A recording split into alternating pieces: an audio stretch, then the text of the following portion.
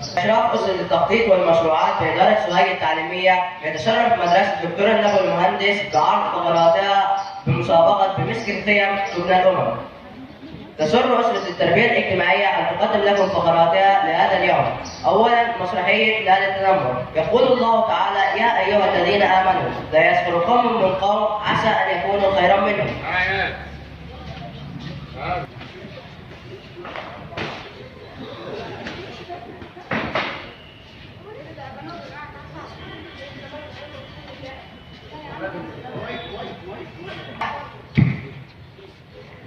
إذا بنوك عن ساعة كملنا يلا نكمل لازم نساعد. لا خلاص.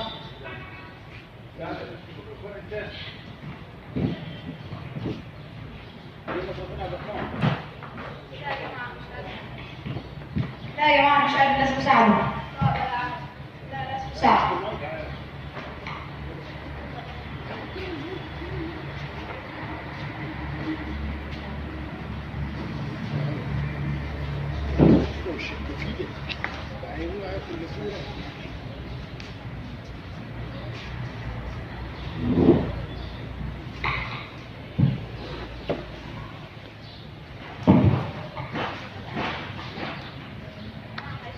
أنا ليه حاسس كده؟ أنا شايفهم هم عمالين كده على أنا ليه حاسس كده؟ أنا شايفهم هم عمالين مش قادر أمشي كويس. يا جماعة اسكتوا في الموضوع سهل. إيه رأيكم نلعب؟ لا يلعب معانا، حتى هو مش بيعرف يمشي، ازاي يلعب معانا؟ ده هيبوظ اللعبة. لا خليه يلعب معانا. لا أنا عارف بعمل إيه، خليه يلعب معانا يا إما ألعب لوحدي. خلاص يا عم هتيجي معانا. ماشي.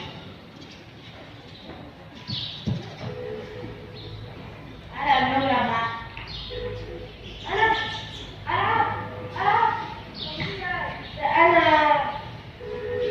هقدر ألعب. لا يا عم خد الحبل أهو العب معانا. يلا.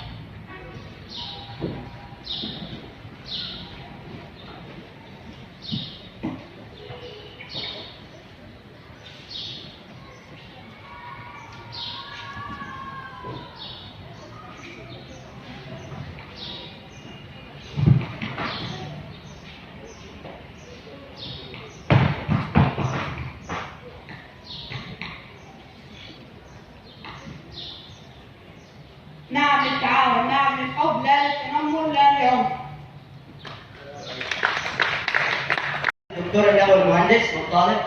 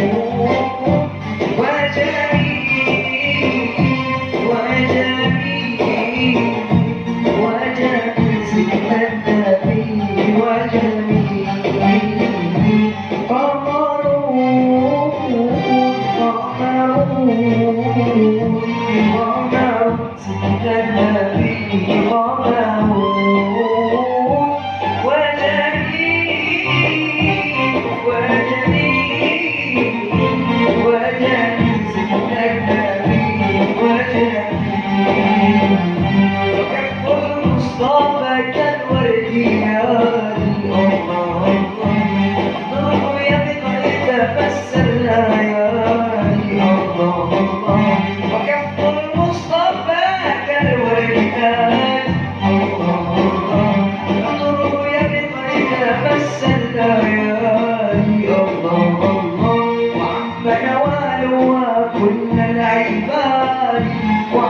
نوالها كل العباد وعم نوالها كل العباد حبيب الله يا خير البرى يا قمر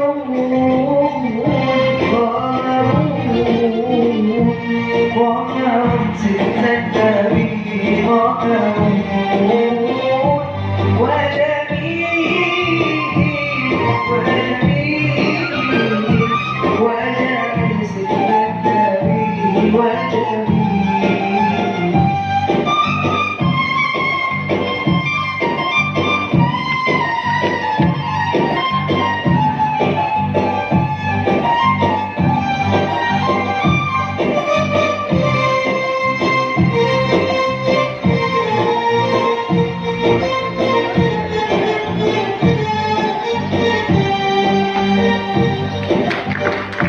ازيك يا جورج؟ عامل ايه انت وستك واولادك؟ بخير؟ الحمد لله. ازاي انت وصلت واولادك؟ وازاي عمر؟ صحته احسن ولا لا؟ والله انا متصل بيك علشان عمر، وانا بتصل بيك وانا مكسوف منك، مش عارف اقول لك ايه ولا اعمل ايه. ليه كده يا صاحبي؟ ده احنا اخوات، واللي يهمك يهمني واللي يفرحك يفرحني. ده احنا عشرة عمر يا راجل. لا كده انا ازعل. ايه بقى الحكايه؟ طبعا انت عارف ان عمر عنده عمليه، والدكتور بجانب بانه لازم يعمل عمليه في اسرع وقت، وما خبيش عليك، اتصلت باقرب الناس ليا، اخويا اتغرب وقال ما معهوش فلوس، بالرغم ان ظروفه كويسه، وانا مش عارف اقول لك ايه. يا راجل ولا يهمك، اديني كمان نص ساعة اكون دبرت لك المبلغ اللي هقضي عليه. اديني نص ساعة.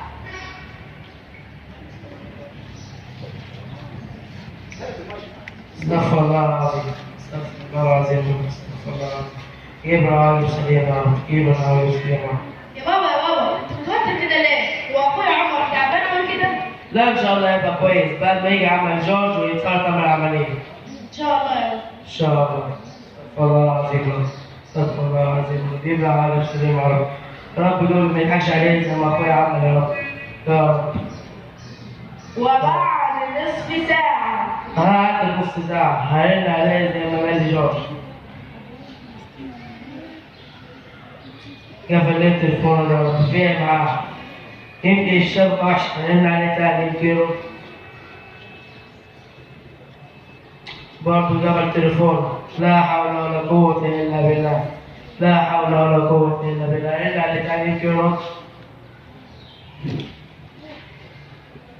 برضه قفل التليفون. كمان أنت يا صاحبي كده برضه وقت الأزمة. يا ربي أعمل إيه؟ أعمل يا ربي أعمل إيه؟ أروح للشركة يمكن ألاقيه.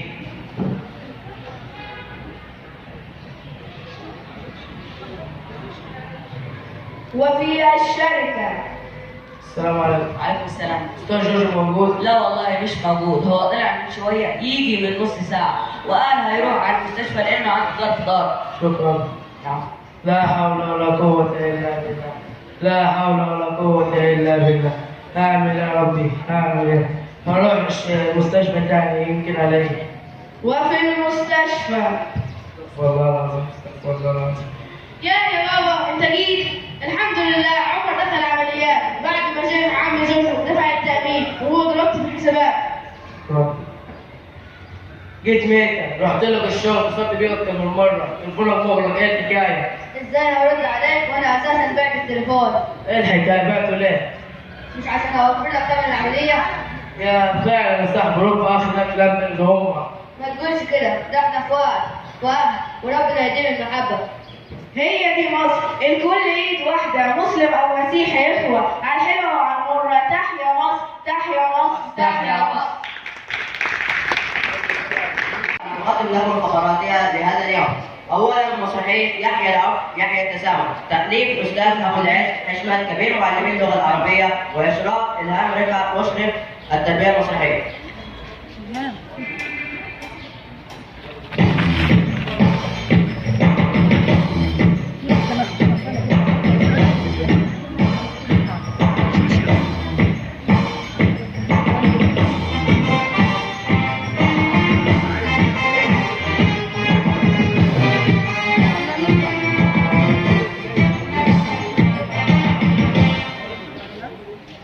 إن هذه المسرحية تعالج قضية خطيرة في الصعيد، إنها قضية توارثتها الأجيال عبر العصور وهي الثأر، ونحن إذ نعرض هذه المسرحية ونعالج بها هذه القضية ونبين أهمية العلم في القضاء على هذه الظاهرة ونبين خطورة الإرهاب الناتج عن التخلف والعنف من تأليف الأستاذ أبو العز حشمت سعودي كبير معلمين اللغة العربية تحت إشراف أستاذة إلهام رفعت مشرف تربية مسرحية وأداء طلاب مدرسة النبوة المهندس.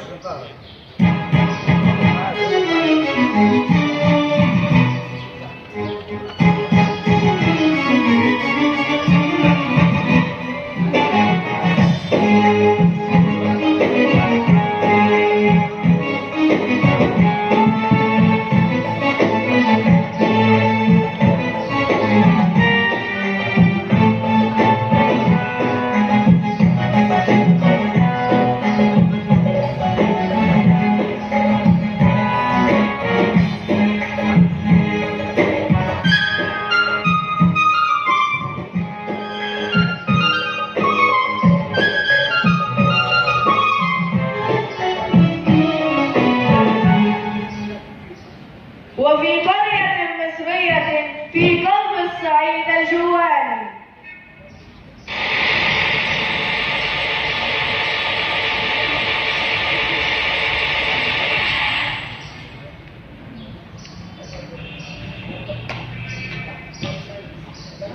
يا ابوي بيت ابو دياب وبيت ابو هديه مش هيجيبوها البر، كل شويه يقع قتيل من دول وقتيل من دول.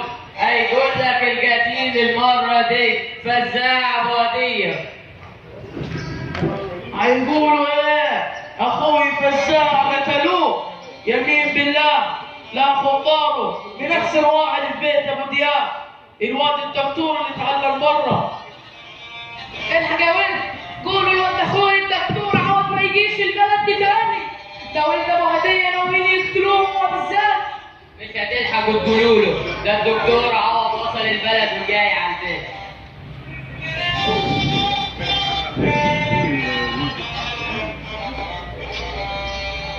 مرحبا ولد اخوي. اهلا يا عمي. ايه اللي جابك في البلد دي تاني؟ انت مش خايف من اخوك؟ اخاف من ايه يا عمي؟ ده بيت ابو هديه ناويين ياخدوا طارهم منك واختاروك انت بالذات يا متعلم. يا عمي كفاية خوف، أنا طلبت مالي علشان أشتغل في مستشفى البلد علشان أساعد الناس الغلابة. ايه وغلابه مين؟ امسك خلي الطبنجه دي في جيبك، ولو قابلك حد من بيت ابو هديه اقتله قبل ما يقتلك، فاهم؟ لا يا عم أنا مش هشيل سلاح معايا، أنا إيدي اتخلقت علشان تتمد بالخير وتعالج الناس مش علشان تقتلهم. بعد إذنك يا عم أنا رايح المستشفى. يا واد خد تعالى يا دلوقتي على السودا يا ولاد، هات البندقيه الحق المجنون ده قبل ما يقتلوه. الحق يا ولد، الحق يا ولد، هيقولوا الارهابيين هجموا على الكمين اللي فيه الظابط حازم ويدعموها ابو هديه وهيقولوا اصابته جامده قوي. استر يا رب، استر يا رب، جيب العواقب سليمه يا رب، استر يا رب، سلم يا رب. الحمد لله النصر الصادق، الشكر والفضل لله، ثم للدكتور عوض اللي براهم الدم عشان ينقذوا من الموت. هو مين الدكتور عوض ده عشان اشكره؟ هو جديد ولا ايه؟ الحمد لله على سلامة ابنك يا عم الحاج. مين؟ عوض ولا سالم ابو دياب؟ انت اللي انقذت حياه ولدي وكمان اعطيته نغمه. يا ولاد شوفوا ربنا، ده انا كنت بدور عليك عشان اقتله. انت يا رب اللي عايز اقتله ينقذ ولدي. ابعد يدك عن اخوي الدكتور يا علوان. انت جيت يا ابو جهل يا اخي، كنا هنقتل نوارة العيال المتعلمين، مش مهندس وش دكتور وش ضابط. يا اخي مش كفايه دم عشان الشباب دي خساره يموت عشان تقاليد كلها جهل. بص يا ولدي، انت اللي انقذت حياه ولدي ودمك هيجري بدمه. من النهارده انا مسامح بدم اخوي فزاع، وعشان نخلص من الحكايه دي خالص انا اللي بعرض على الدكتور عوض والسالم ابو دياب يتجوز بنت الدكتوره الصيدلانيه وتبقى عيله واحده ودم واحد. قد كده احنا كنا متخلفين يا ولد عمي، سامحني سامحني. بالحضن يا ولد عمي. يحيى الحب، يحيى العم، يحيى السلام. Feliz محمد وعلى اله وصحبه وجميع الرسل والانبياء اجمعين. صبحكم الله بكل خير وكل عام وانتم بخير. مناسبات سعيده كتير بنحتفل بيها هذه الايام. بنحتفل ايام مباركه. كان بالامس القريب ليله النصف من شعبان التي يرفع فيها العمل كل عام. نحتسب عند الله ان ما نفعله الان لوجه الله عشان يرفع عملنا ان شاء الله. احنا بنأدي حاجه لطلابنا يستفيدوا منها. ربنا يجعله ان شاء الله في ميزان حسناتكم جميعا ونحتسب هذا العمل لوجه الله. المناسبه الثانيه نحن بصدد الاحتفال بيوم الشهيد. ويوم الشهيد لو افضنا في الكلام عنه لانه فيه حقه فكل عام وانتم بخير جميعا. المناسبه الثالثه انه النهارده احنا في عرس في التربيه والتعليم. عرس تفعيل الانشطه التربويه على مستوى محافظه سوهاج. يمكن اشتغلنا الترم الاول في مبادره سعادتك وصحتك في تنظيم اسرتك. اشتغلنا الترم الثاني في مبادره ومسك القيم تبنى الامم. الهدف منها هو تفعيل الانشطه التربويه وتعليم الطالب عن طريق الانشطه التربويه. هذا التعليم باقي الاثر في نفس الطالب. المعلومه بتروح له وهو ما بينساهاش تاني. المعلومه بتروح للطالب وما بينساهاش من دماغه تاني. اي واحد فينا شارك في نشاط في اثناء ما كان طالب زمان ما بينساهوش طول حياته. عشان كده احنا بنحاول نفعل الانشطه التربويه ونعلم الطلاب من خلالها. كما ان الطالب بيتعلم وهو مستمتع. الطالب بيأدي النشاط ويتعلم منه وبيستمتع بالتعليم اللي هو بيعمله. اما السؤال شكرا لمدرسه نبوي المهندس. يمكن الفقرات اللي سمعتها من المدرسه فقرات رائعه وجميله ولكن احنا ما بنقولش راينا دلوقتي. احنا لسه في التقييم. مش هقول لكم ايه التقييم غير بعد ما نخلص تقييم باقي المدارس كلها. التقييم فين ولكن التحكيم بنقيم على معايير قدامها. وكل اللي اقوله لكم شكرا ليكم على اللي عملتوه وشكرا لكل المدارس المشاركه في المبادره والمسابقه لانه اي حد بيشارك ويعلم اولادنا بنقول له شكرا على اللي انت عملته في سبيل تعليم اولادنا. انا عارف فريق العمل كبير في المدارس من كل المدرسين وكل المعلمين وكل الاداريين وكل صف التدريس والاداره المدرسيه بالمدرسه. انا عارف بيبذلوا قد ايه مجهود وعارف المدرسه من يوم ما بدات المبادره عملت ايه وبتابع على موقع المدرسه واشوف اللي بيعملوه كل يوم في المدرسه ايه. مدارس كتير بشوف مواقعها وبتابعها وبشوف الشغل بتاعها يوميا. بالاضافه لان جروبات الادارات التعليميه انا داخل فيها وبشوف ايه اللي بيحصل فيها. بالاضافه لجروب الموجهين العموم للانشطه التربويه. كل موقع عام بيحط لي الانشطه بتاعته اللي اتعملت في كل الادارات كل يوم على الجروب بشوفها. بالاضافه رؤساء اقسام الخدمات بالادارات التعليميه ومسؤول الخدمات بالادارات التعليميه ليهم جروب تاني. كل مسؤول خدمات في الاداره برضه بيحط الانشطه التربويه الموجوده في الاداره بتاعته يوم بيوم.